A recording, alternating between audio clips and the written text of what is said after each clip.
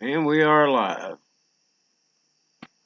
First thing I'm wanting to talk about is I talked to Bigfoot Tony earlier, and he's taking a break. Some people might have heard about it sometime. He's just getting burned out on it, and I mean, I totally understand that. So he's wanting to step back from it. So we'll see how that happens. What goes on with that? But anyway, I've got Bill Tucker on here from the Squatch team, and they have got a great new great new video out, and I think they've got something for sure on this. Bill, how you doing tonight? I'm doing great, Rick. Appreciate you having me on. Not a problem. You and Sheila are some of my favorite researchers, and you all been down here before, and I know you're all legit, and you're just out looking for the truth, like I am. So many of us are. So yeah, about the video. And I'm going to show a couple of screenshots of the video, and people can go to your channel and check it out. And I've got it linked in the description on this video. There's my whippoorwill. But yeah, tell us about the video first of all. Well, I'll tell you, the Squatch team has grown since we originally started.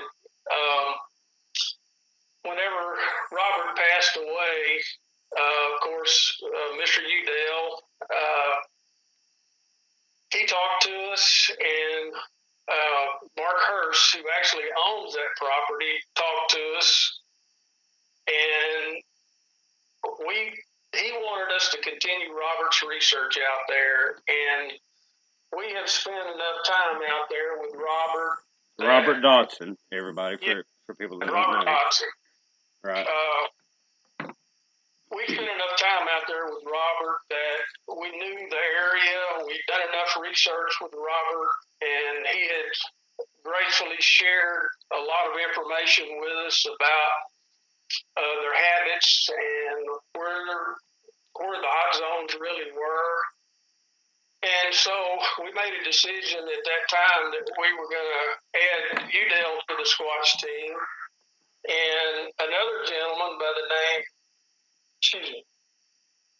there was another guy that we met on one of Robert's campouts, and he joined the Squatch team also. He's a guy that is very adept at breaking down videos. He does a lot of work with the stabilizations and that kind of thing. So he joined the Squatch team also. So the Squatch team doubled in size from the two originals, me and Sheila, that started this project. And so it doubled in size from 2 to 4. And that video was actually filmed about a month ago. And the Squatch team had broken up and went different directions that particular day, and Scott and Udell had went back to Robert's research area. Sheila and I had actually went to New Mexico, and we were in New Mexico in southern Colorado for about 10 days out there doing research out there, while Scott and Udell were back in southeastern Oklahoma in Robert's area.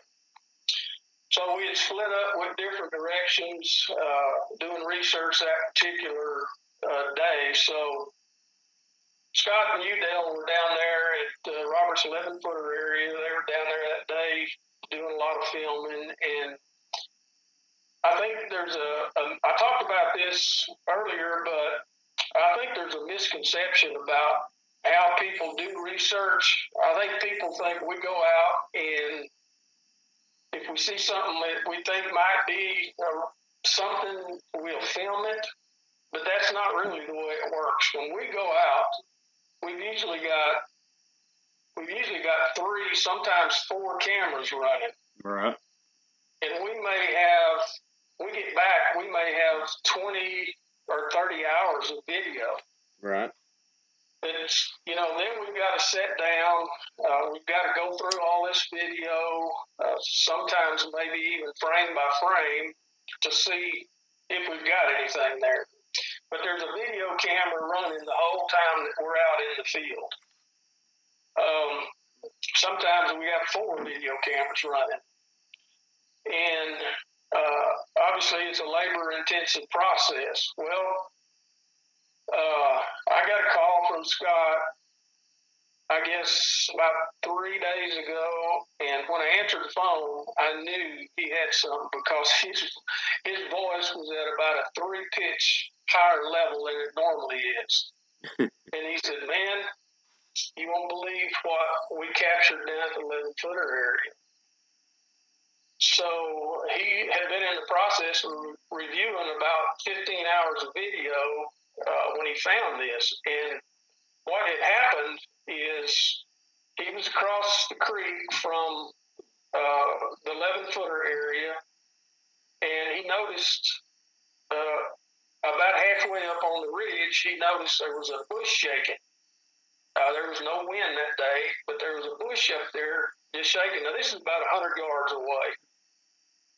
So he pointed his camera up there and started videoing for, I don't know, maybe 2 or 3 minutes, just kind of panning the area around. And when he got back and started reviewing that particular piece of footage, this is what he found. And when he called me, he said, "Man, we got to get this on the channel. It's unbelievable." So we started the process of getting that video, and I had him narrow it down to just the important parts, not the whole thing, but just the important parts. And we got it stabilized and got it set up to where when he sent it to me, I could get that particular piece just on the channel. I think it's a great piece of footage. Originally, we thought there were 2 Sasquatch in the video. I now think there are 3. I think there's a smaller one below the one that's there by that leaning tree. And by the way, that leaning tree, it looks small in that video, but we've since went back there and measured that thing, and that tree is larger than the width of my shoulders, and I'm a pretty good sized guy. Yeah. But that is a very large tree. Well, it looks like it's baring its teeth. I mean, you can scroll back and forth on the video, and it looks like it's showing its teeth. I think it is, and I think it's reacting to that smaller one below it. We think that's a juvenile down there. We've always thought that particular area, where they post those day watchers, we've always thought that was kind of a nursery over there, that the little ones would stay up there with the day watchers.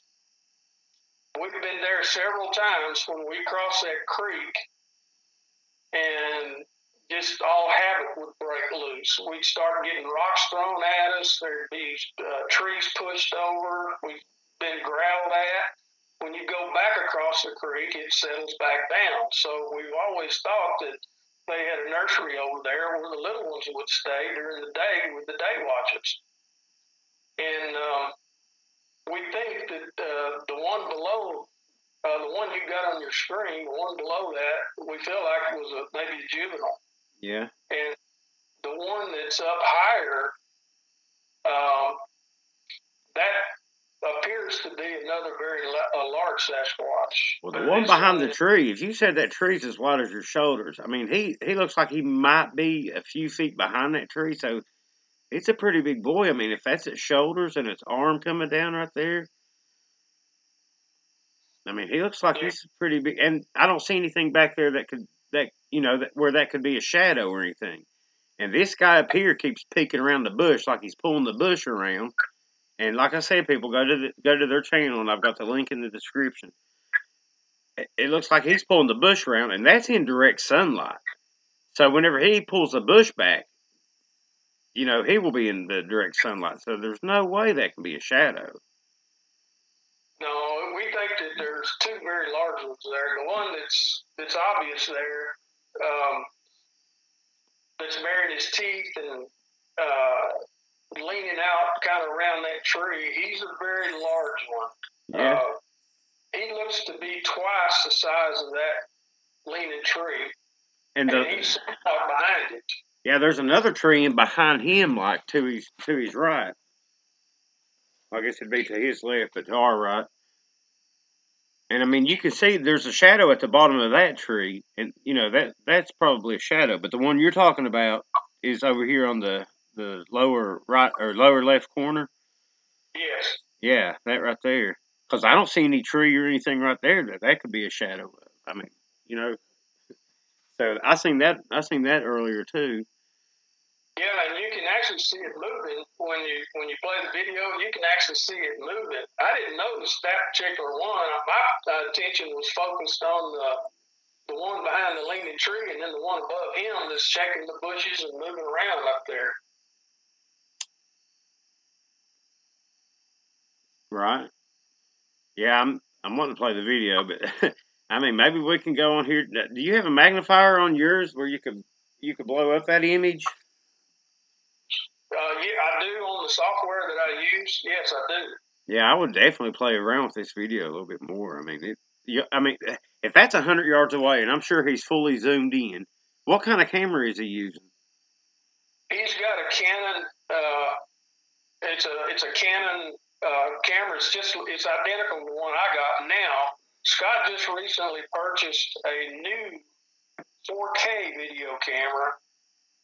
I think he paid about $1,200 for it, but he just bought it like 2 days ago. But it's in 4K. Oh wow! So we're going to be utilizing that a lot up there, and I've seen some of the footage that he shot with it, just playing around with it, and it's unbelievable, the clarity, and it also has a manual focus on it, which is huge. Yeah. You know, most of these cameras that we use, they all have the automatic focus, and they're going to focus on the closest thing to you, which is a real hindrance when you're out there trying to shoot something 100 yards away. But with this 4K camera, you can actually manually zoom it, manually focus it. The reason I said that is I know you said that they stabilized the video and all that, but I mean, he took a pretty still video, even if you're all full width of the stabilization. I mean, whenever you're zoomed in, it's hard to keep it even on the same spot when you're zoomed in. Like, it is absolutely hard. It's a lot tougher than what folks think. I mean, I suck at it, but plus I break my cameras. I tell you, I really sucked at it horribly when I first started, and I purchased a monopole. Robert suggested that. Yeah, I've got one too, and that's the only reason I've got it for, just for things like this right here. But man, that thing gets snagged on every bush in the woods. It does. It's aggravating until you need it. Yeah, but when you need it, man, it sure helps a lot. Right. But yeah, that one the one up top. I mean, I keep playing with this and back and forth. And if you go and watch the video that y'all got up, I mean, you can see it pull the bush away and peek its head out, and then it ducks back down. Pretty wild stuff. Yeah, and right after this, they started getting whoops from up on top of the ridge, and probably 10 minutes later, they started getting the whoops up on top of the ridge. So I don't know how many was there, but I think 3 are visible in the video. That what you got pulled up right there, you can see the smaller one down below. You can see the cone head and the smaller one down there. Right. Yeah. I mean, it kind of looks like he's looking. Let me blow that back up.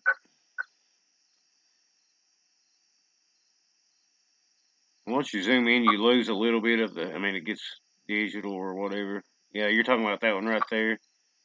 Yeah. Yeah, you can. I mean, I can see the cone head on this guy here too, behind the tree. Now the one peeking, I don't know. Bill, y'all ever find hair samples and stuff? We haven't found any hair samples in that particular area, and I got a collection of hair samples that I found, in Missouri and different places we went. But I've got a collection of hair samples. I haven't found any there. What do you do with them? Just hold on to them? Yeah, just hold on to them. I just, keep them. Someday somebody may want them and, run some DNA or something on them, but I've got quite a bit of it. Well, I'll talk to you after this, but I found some up on a fence line that, I think they look pretty good. I don't know what else. They're too long for black bears, stuff like that. But and I sent them to Claudia Akeley. I don't know if you know what she's doing out in California. She's the gal with the court case. Real good person. I don't know if you know her or not. Yeah, she's associated with that DNA project that they had sometime back. They were asking people to send them hair samples. Yeah, they're still doing it. She's like I said, I sent mine to her. It's been a couple of weeks ago now, but she's going to take them down to Mexico for the DNA. You might want to think on that. I mean, she's taking it to court. I mean, she's taking it to court and actually fighting the government. So, prayers for her. I mean, yeah, really. I've just been saving these things. I found some that was hung on a tree about 8 foot off the ground. It looked like it had walked under the tree and got his hair snagged, and it pulled out, I don't know, 10 or 12 strands. It was hanging there. Some was about 6 or 8 inches long, and it was jet black. Yeah. Oh man, you're gonna have to send me some pictures of it. Sure, be glad to. I'll send you the pictures of the stuff that I got too. Like I said, I seen all mine off. I've never really looked for hair because I don't. Who do you send them to? You know what I mean? But if I ever ran across stuff, I'd probably get it. But I just happened to find that on the barbed wire fence, and it had some skin and everything on it. So hopefully they get some good samples out of it. I've got hair samples. I've even got some scat samples that we've found in different places that looked out of place and was very large. And, I try to collect as much evidence as I can when I'm out there, not only video evidence, but anything else that we run across. Right. I usually just poke scat with a stick. I'm not collecting it. I'm sorry. I mean, it's interesting to see what they've been eating. Like the last batch I found, it was early spring, and I guess they started eating the greens and stuff, and it had the runs. So I definitely didn't want to call it. It was horrible smell. Man, it was nasty. Well, if you can just poke that stick in it and get a little piece on that stick and then just stick it in a baggie and zip it up and keep it out in the barn. Well, it may be valuable one day. Yeah. Well, next time y'all come down, if we find any, I'll let you stick it in your pocket. All right. Man, I tell you what, the night we spent with you was one of the most memorable nights that I've had doing Sasquatch research. That was a wild night.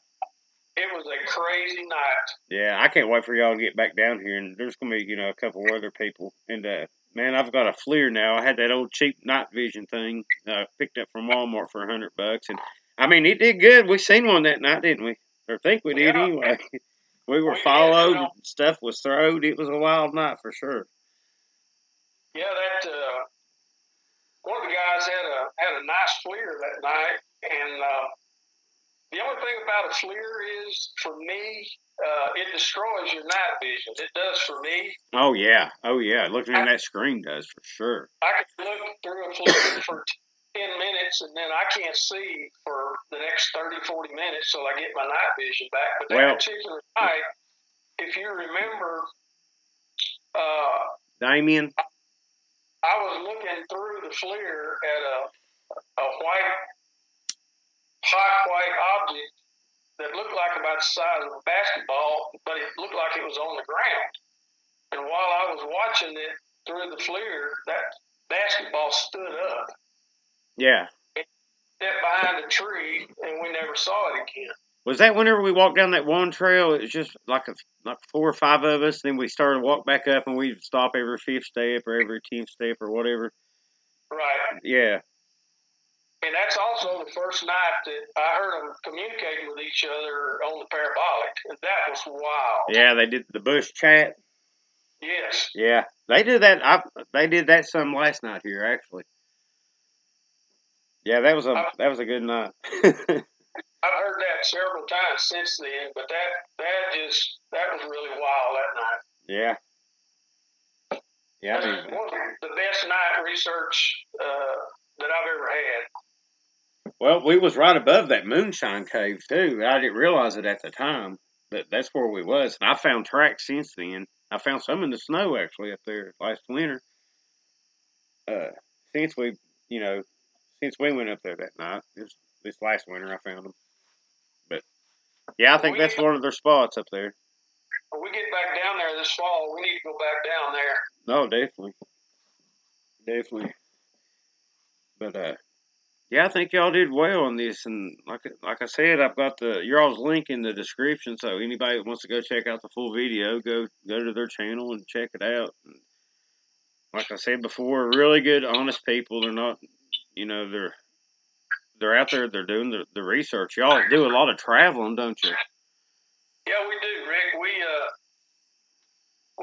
We try to go where the hot spots are, and if we get a particular area that seems to be a real hot spot, we'll go spend a week there. We just got back from New Mexico, spent a week up there, Missouri, been to Louisiana several times, been up to South several times. So we do a lot of traveling. However, our primary research area is there in southeastern Oklahoma, which I feel like is one of the hottest areas in the United States. That area up there around that Ouachita National Forest, that's 2.8 million acres of national forest that runs all the way from central Oklahoma all the way to central Arkansas. Yeah. It's over 2 million acres, and there's places in that national forest that there hadn't been people in probably 100 years. And that's where we try to go. And Robert's area down there is right in the middle of that, and we have had so much stuff go on down there over the past couple of years, and it's just unbelievable. Right. Yeah. So you all met up with Robert. I mean, you've been doing this how many years now? Well, we've been actively doing research now for, I guess, about 3 years, and I was on the computer one day just kind of looking through some Bigfoot videos, and I happened up on a gentleman by the name of Robert Dodson. This is when he was doing his research in Texas. Uh-huh. And I was just mesmerized by some of the stuff that he was doing. He got some amazing stuff, didn't he? Do what? He got some amazing stuff.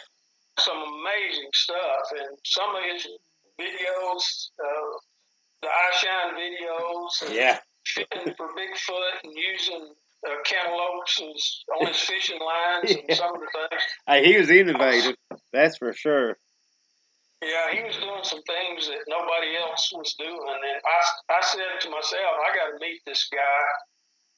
So I started communicating with him online, and I guess a couple of years ago, he invited me down, and so Sheila and I went down and met the guy, and I don't know, we just kind of bonded, and he kind of took us under his wing and started mentoring us about how to do research. And, Robert is a hard guy. He's a hard guy to get to know. It's what you see on his videos.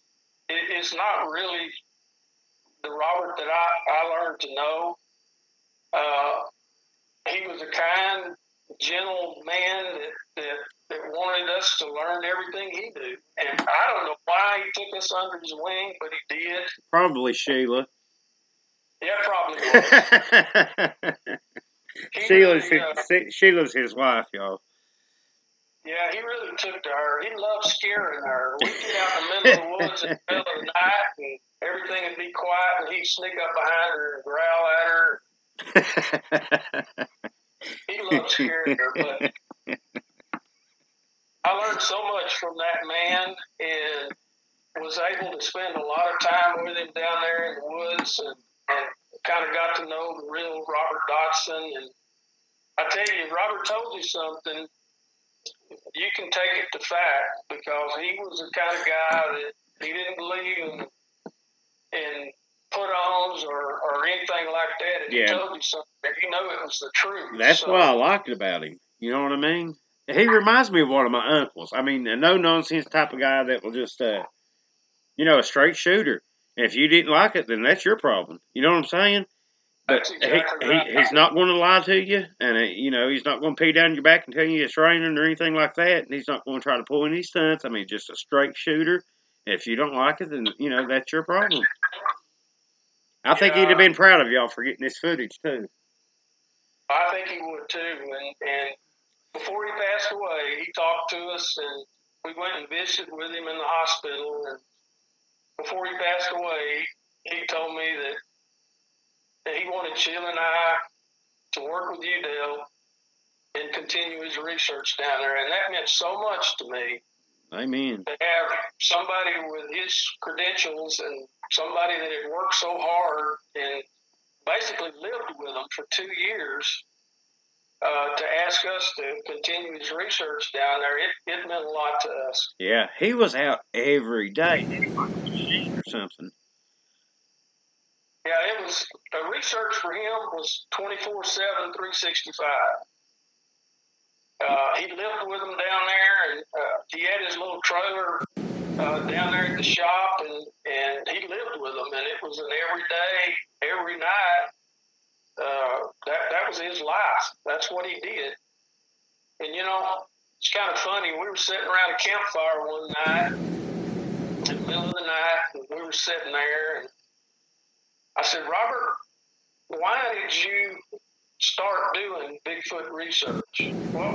What got you doing this? And his answer was, nobody else is doing it right. Well, that's before I came along. That's what he said. Nobody else is doing it right, and I'm going to prove these things are real. I'm going to prove they exist. And he did right up to the day he passed away. Yeah, I mean, he's got some excellent video. I mean, some of the pictures that I've seen that he's got from videos, and the one where what was it? Had the one the eye shine. Was that the Bigfoot's pissed or something like that? Yeah, that was just amazing. That was amazing. I mean, that was one brave guy. I tell you what. The video he got of that juvenile down there, right in the bushes, less than 10 feet from him.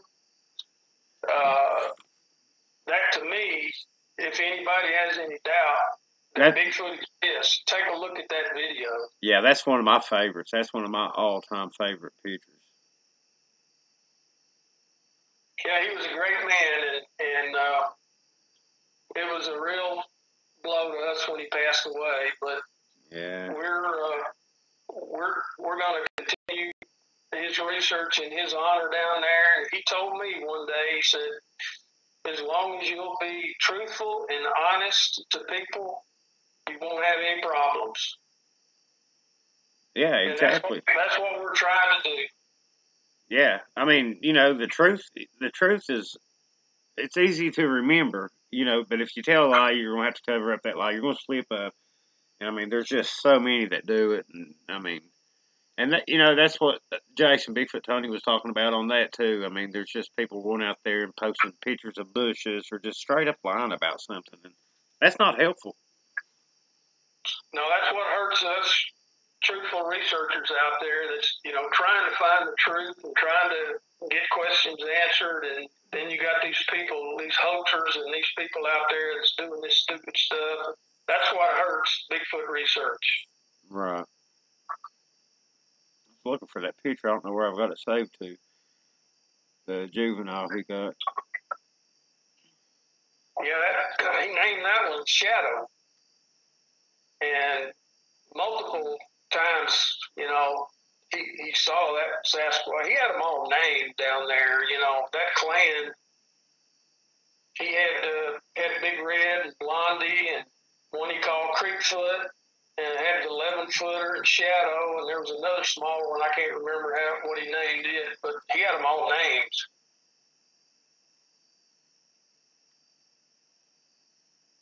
Yeah, I'm not even sure where that picture's at now.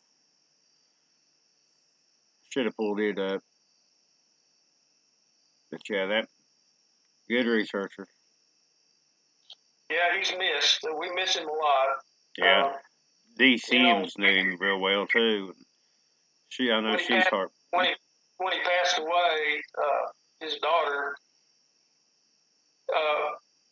had him cremated, and his ashes are scattered down there. So Robert's still down there. He's still down there. And when we go back, it's eerie. You can feel his presence down there. It's like he's still there. Yeah, I'd say he's watching over you, guiding you along. He might be trying to scare Sheila too. You never know. Maybe. As I mentioned earlier, we're going back down there in the morning. We're going to leave here pretty early in the morning and go back down and spend some time down there and do some filming and see if we can't catch some day watchers down there tomorrow. Right. So hopefully the next day or two we'll have some more video up. Well, we've got the whole team is going down on the 20th of September. We're going down with the whole team and probably stay a week down there on the 20th. The Hanobia Bigfoot Festival falls around the 1st of October, so we're going to stay down, probably go to the festival while we're there, but the whole team's going to be down there for at least a week. Well, good luck down there. Share your videos. We definitely will. We'll have some 4K stuff. Right. Oh, I see. Jason did leave a comment on there, didn't he? I was looking through the comments on it. Yeah, he left a comment on there. I understand people get burned out. These people that do analytics and break down these videos, they get a lot of stuff sent to them. MK Davis is another one, and I understand that you just got so much time, right? And you get burned out on that stuff, and I understand. Yeah, I mean, there's this. I mean, I don't know what he told me. I can definitely understand. He's going to work on his paying job, and YouTube don't pay nothing. If anything buggering, man, you're just out all kinds of money. Especially, I'm sure that 4K camera cost a pretty penny. But yeah, that 4K camera was about $1,200. Yeah. On his comment, if it was the wind, then everything would be blowing. Not everything's blowing in that video. And plus, like I was saying earlier, it's in the direct sunlight. Whenever that bush is pulled back, all right, that shadow would be gone. Right? Or the shadows. I've never seen leaves blowing in the wind bear its teeth either. No, I've never seen a leaf. Well, I guess some of them's got like straighter edges to them, so. But you call him teeth, I guess. I don't know. But everybody's got their opinion, and that's fine. I understand that. Everybody's certainly got their own opinion. And that's good. Yeah.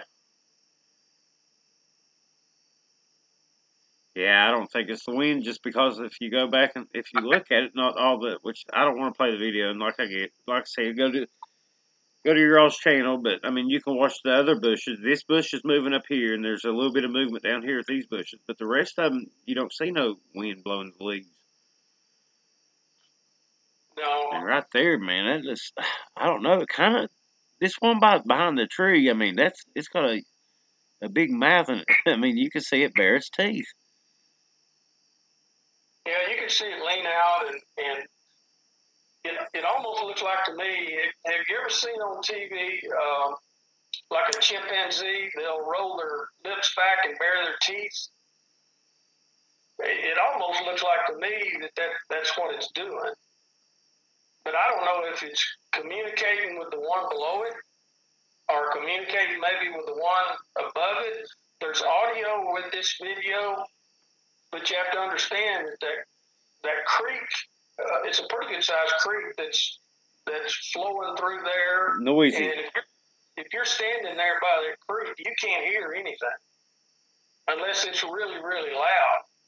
So if it's communicating with the one below it or the one above it, you're not going to hear it. Right. It might be doing that like the teeth chatter. You know what I'm saying? Like snapping his teeth. It could be. It could be. I wish I knew. I wish I knew what it was doing, but that's just a lot of the questions that we're trying to get answered. Yeah. Well, maybe you can get them used to you. Maybe you can move in a little bit closer. I mean, you've got their spots down, so. Where that thing is standing or sitting, it looks almost like it's sitting, but we went up there behind that tree, and like I told you, that tree is wider than my shoulders, that leaning tree. But where that thing is sitting at, the ground there is completely wore down. There's no grass, there's nothing but rocks and gravel there.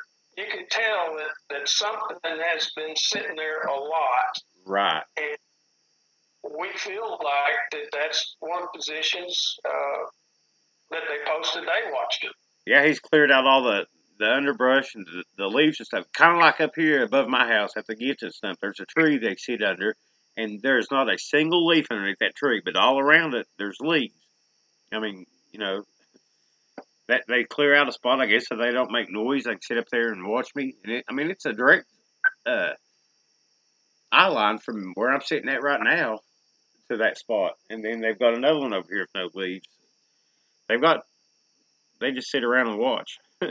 Like you call them day watchers. I call them sentries or whatever. But, I mean, they're watching us see what we do in case, they don't want you to get too close to the troop. If you start going their way, they'll probably, like you said, they did some whoops. So they're telling the others that, there's people here.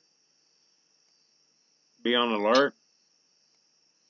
What was a little bit unusual was right where all that ground was cleared out there, where that thing was sitting, there was a stick about the size of your arm, and it was about, I don't know, maybe 3 foot long, that was laying in the middle of that cleared out area, and you could tell it's something that had been taking that stick and poking the ground and poking a little hole and poking the ground with it, but that stick was just laying right there in that cleared out area where that thing was sitting. Yeah. It's a good video. I think you got something good. Well, we feel like we do, and we're going to be focusing on this particular area in future trips down there. Like I said, we'll be going back down there tomorrow and doing some research down there. But we're going to focus on this particular area because every time we go down there, we have some type of activity going on. Like I told you before, when we cross that creek and start up this ridge, that is a vertical ridge that goes up about 200 foot high. And it's hard to navigate up there. But every time we go over there, when we cross that creek, it won't be 5 minutes and you'll start getting rocks thrown at you.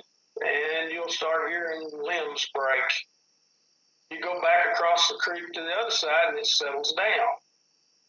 And we've always felt like that they had a nursery over there, and they were protecting the little ones. And we felt like that the little ones would stay over there during the day with the day watchers, and they kind of watch out after. When we cross that creek, all havoc would break loose. We'd go back to the other side, and it would settle back down.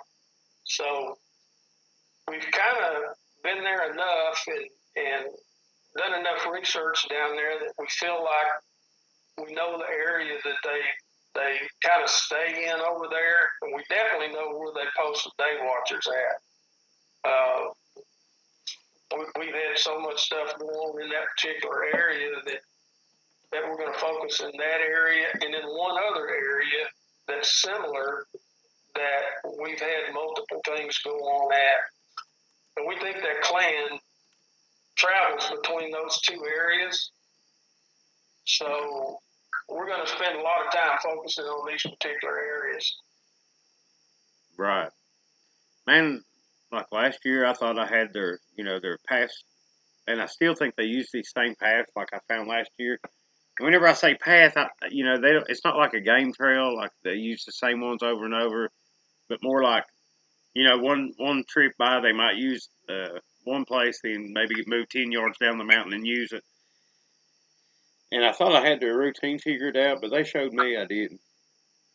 I mean, I set up for them and waited and waited. I mean, it was like clockwork there for a while that they would come through, and hopefully they'll get back to that, but they ain't been doing it lately.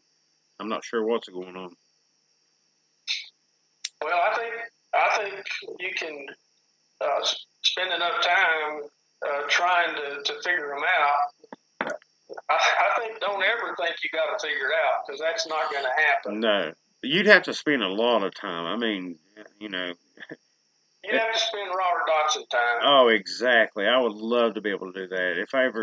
Whenever I retire at 90 years old, or if I hit the lottery, that's what I'm going to do. I tell you, it takes a lot of willpower and a lot of effort to do this research that Robert did 7 days a week, 365 days a year. I mean, he lived it and breathed it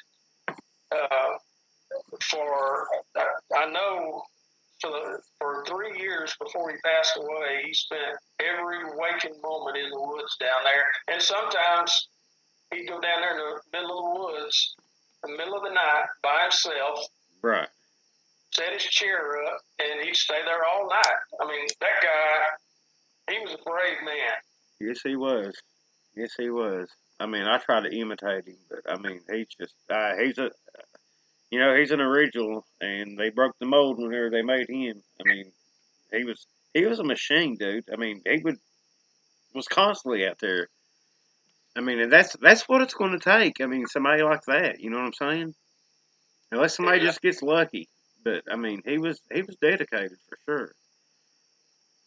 Well, I'm just thankful that I was able to spend as much time with Robert as we did, and I learned so much from that man. Not just techniques and thinking outside the box, but just truthfulness and honesty. And that was his number one thing. I believe he hated hoaxers worse than anything in the world. Yeah, because I mean, they've ruined everybody else's work. I mean, you try to go out, you try to present things honestly, and I mean, like me, I give my opinions, and I'm not always right. Shoot, most of the time I'm wrong. But if I'm wrong, I'll tell you I'm wrong, and I'll tell you what I see. And I mean, everybody's got opinions, like we was talking about earlier. And I mean, just as long as you're honest about it, that's what I respect about you guys. I mean, that honesty goes a long way. Yes, it does. But once you try to start fooling people and pulling stuff, then yeah, I'm done with them. One of your listeners has got a question on there about the New Mexico area, and didn't find any evidence there. I loved New Mexico. We were in the Carson National Forest, which is in the very northern part of New Mexico. We had a great time there. We spent, I don't know, a week or 10 days up there doing research. We found a lot of different things up there that I felt like, you know, I don't know, there's several videos that we did out there. You guys can go back to the channel and look at it. We found, one day I found just a big, huge pile of limbs that were just piled up. And you go around behind them, and it was almost like an igloo. You could tell something was utilizing that, either for a blind for hunting, or maybe sleeping in it at night, or things like that. But you know, we found a lot of different scat. I did one video that's called "Bones and Blood on the Mountain," where I found a freshly devoured mule deer. Of course, there's a lot of bear and mountain lion in that area also, but this mule deer was consumed by something. It had to have been the night before, because there was still blood and pieces of bone, and the bone was chewed, and it was just very unusual. You guys can go on the channel and look at that video and see what I'm talking about. But New Mexico was great. The greatest part about it was 40 degrees there, and it was 105 here in Texas. Well, somebody asked about Missouri. Didn't you say you went to Missouri also? Yeah, we went up to Missouri and stayed a week up there. That was a BFRO expedition. Went up there and stayed a week up there. It was a great expedition. We had some activity at night. We got some stuff, some hot spots on FLIR, several different things like that.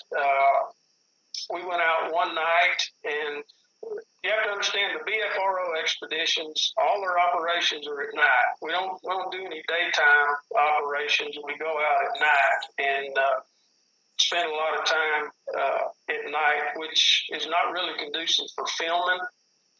But we went out one night and set up in an area that we felt like was a good area, and we had some strange things going on. I mean, we had some whistles, unusual whistling going on, and some wood knocks and things like that. But Missouri was a great operation. We really enjoyed it. Yeah, that's weird. All them sticks piled up like that. Yeah, and around behind that, on that where that big tree is, I see a bent tree back there. That might be a kill box. There's an opening there. I actually walked around there, and I could crawl down in there. You couldn't even see me, and I'm 6'3". Yeah. There's a big hole, kind of a hole dug out back there, and those limbs were all broken. I mean, you could tell they weren't. Something drug all those broken limbs up there to pile that up. Well, that might be just a place to get out of the sun, you know? It could be. I thought I seen a bent tree in the background. There's a bird. That bird done it. Probably. But Missouri was a great trip. And the New Mexico trip was a great trip. The Kentucky trip was a great trip. Yeah, one of these days I like to get out and do what you're always doing. Go to different hot spots. I think next year I'm going to go to, I've been to a couple places, but I'd like to go out toward the Mississippi River, even across it or whatever, and get over in your all's neck of the woods one day. I tell you, one of the best trips we had was up in South Arkansas.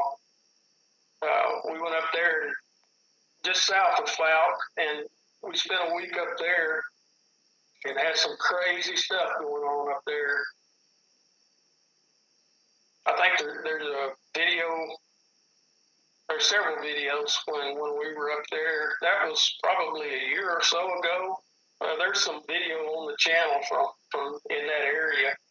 And the Sam Houston National Forest, we've been down there twice and spent a week both times. You know, had some crazy stuff going on down there, and you know that particular area down there, the Sasquatch are supposed to be particularly aggressive. And you guys can Google Sam Houston National Forest in Texas and Bigfoot, and you can read about. There actually been a couple of deaths associated with it down there, so Really? it's supposed to be particularly aggressive down there. Huh. We had some crazy stuff going on down there also. What you said? What you said? Deaths associated with boogers?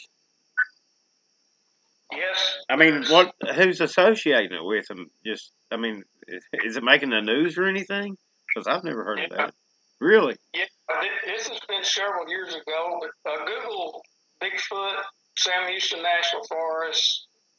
There was a couple of campers down there that they found their campsite completely destroyed, and two bodies that was dismembered. Sam Houston National Forest? Yeah, and just Google Sam Houston National Forest, Bigfoot, Texas, and you'll get. There's some stuff that will come up about some of the stuff that's going on down there. There's been a lot of sightings down there. Here's one that they were attacked by Bigfoot. Hunter has close encounter.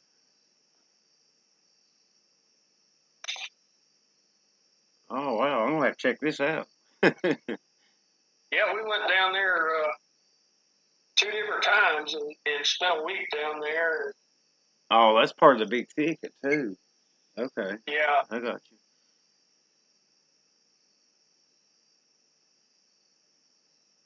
Yeah, they supposedly they found there were two campers that was camped out in the middle of the national forest down there.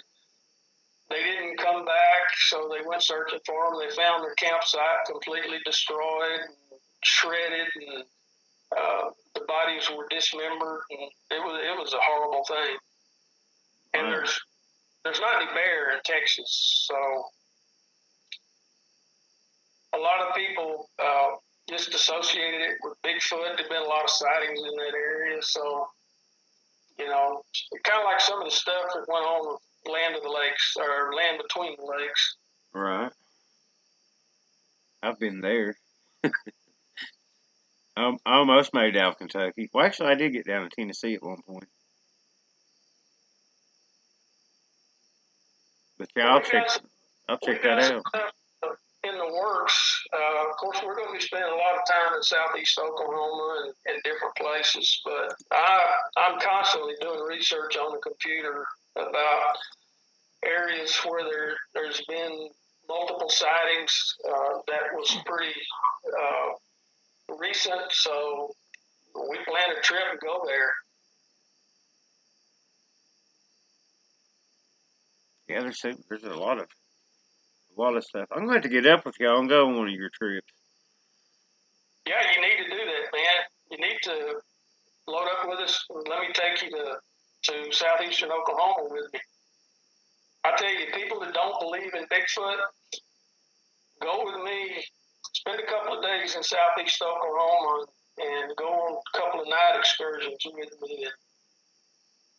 Then I don't know if you'd probably be a believer after that. Yeah, Sissy's from down that area that you was talking about. That is right.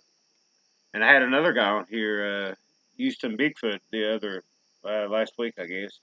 Was talking. He goes out boogering. He don't do anything on his YouTube channel or anything like that, but he's got some pretty good tales about him down there. Growled at and stuff thrown at him and stuff. Yeah, that area down there at National Forest, it's a beautiful area, but you know there's some thickets in there that it's hard to navigate through, and it is a very squatchy place. Yeah, I didn't know that was all the same area, but yeah, from what you're talking about, I've heard a couple people talk about that. I guess I didn't put it together. I'm kind of slow, kind of tired too.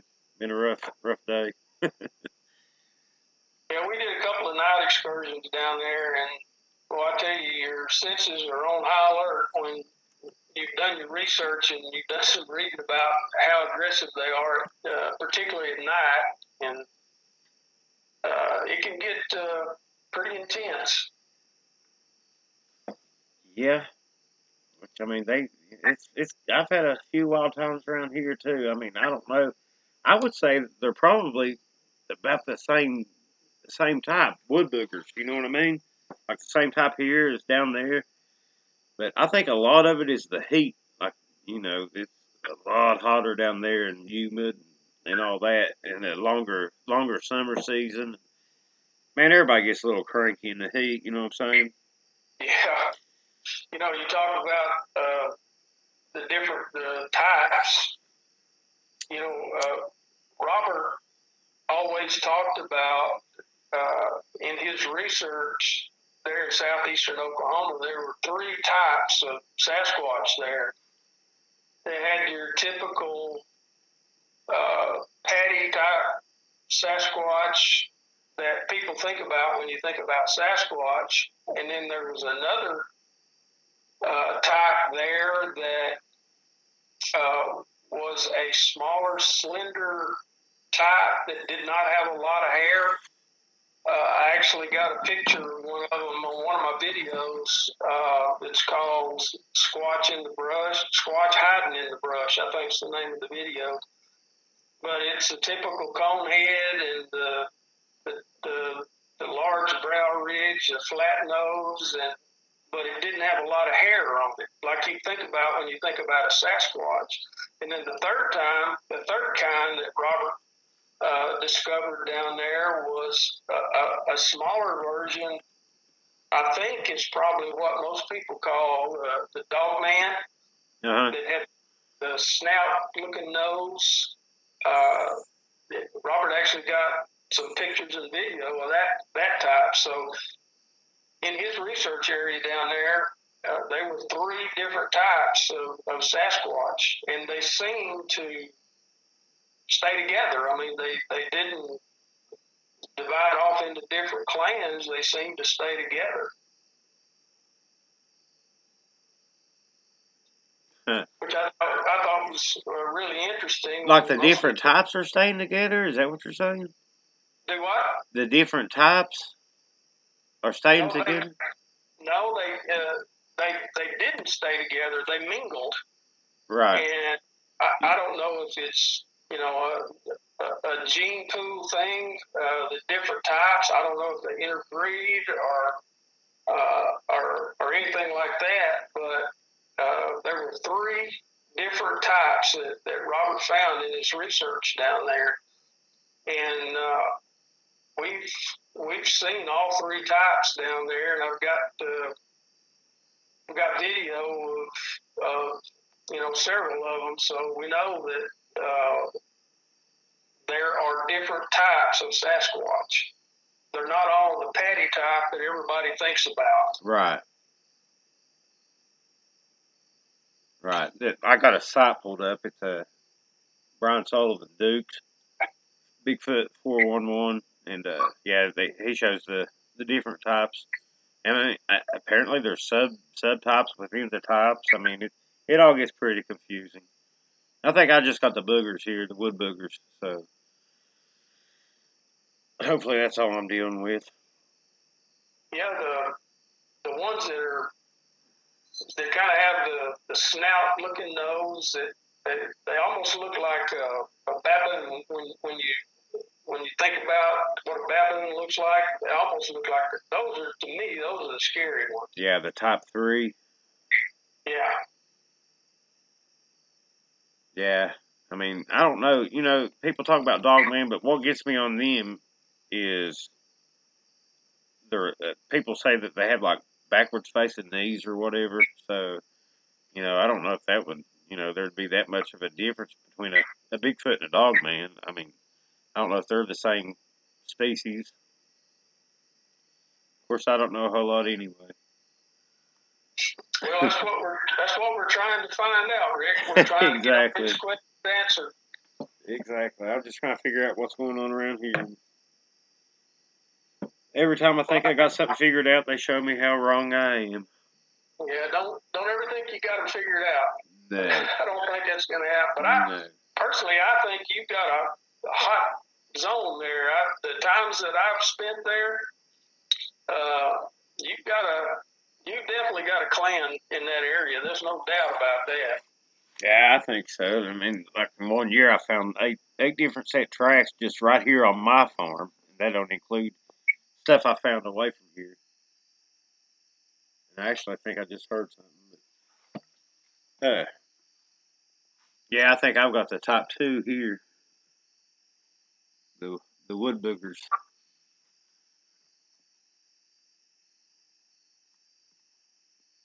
So, anything else?